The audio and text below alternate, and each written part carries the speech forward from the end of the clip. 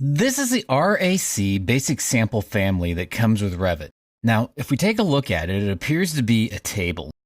And I can spin this around by holding the Shift key down on the keyboard while also holding the wheel down on my mouse. Then if you move the mouse while holding down Shift and the wheel, you can spin this around, look at it from underneath, or look at it from the top. Now, this family has certain properties associated with it that make it a furniture family. And we can find that underneath the Create tab on the ribbon, and it will be Family Category and Parameters. So if we select on the Family Category and Parameters button, we can see that this is labeled as being Furniture. In fact, Furniture is highlighted here.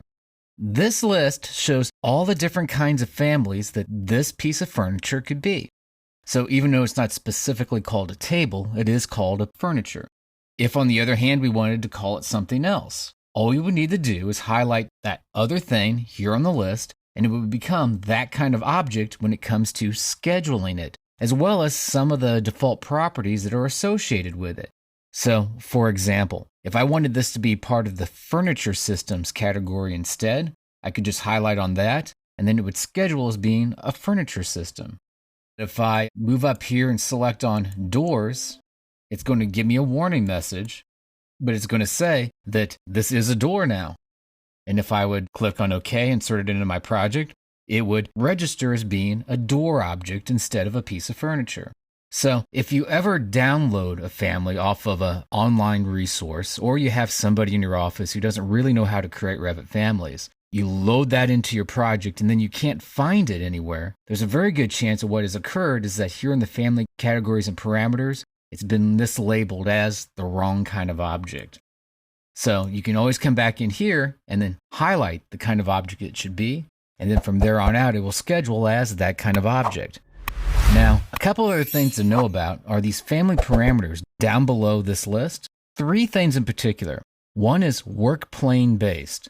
What this means is that if you have a work plane and you want to draw along the work plane, if there's a check mark in work plane based, then this can be at an angle or any place where that work plane is at. If work plane based is not check marked, then there's a very good chance this could just be hosted to an individual level instead. Always vertical? Always vertical means that it is always going to be straight up and down. If you clear the check mark next to always vertical, then it could be on its side or on its edge, or not going straight up and down, but it could go in whatever angle that the work plane it is that it's been drawn on. Then there's also a checkbox down here called Shared. Now, shared is kind of important because if it's shared, it means that it can be scheduled, particularly if it's embedded inside of another family. So if you decided to have a furniture system that had 4 individual chairs as well as this table, and you wanted to be able to schedule this table independently, you could put a little check mark here in shared, and then if it came time to just schedule a piece of furniture, you could see how many tables there were.